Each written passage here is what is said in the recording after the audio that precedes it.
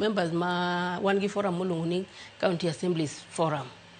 An achiel kuom gi kenda represent Siaya. The other time we represent Siaya, sani be poda duga represent Siaya. Mochien kanyo nyichan nyaka organizing secretary margi. Wadhi for one term, then jomoko timo. Okay. Koro wase bet kanyo gino wase uluwo wach ward fund, wajumbe poko miyo wagino nyaka sani. Wase luwo pension, poko wado nyaka sani. Autonomy, emani wa ok en pes development.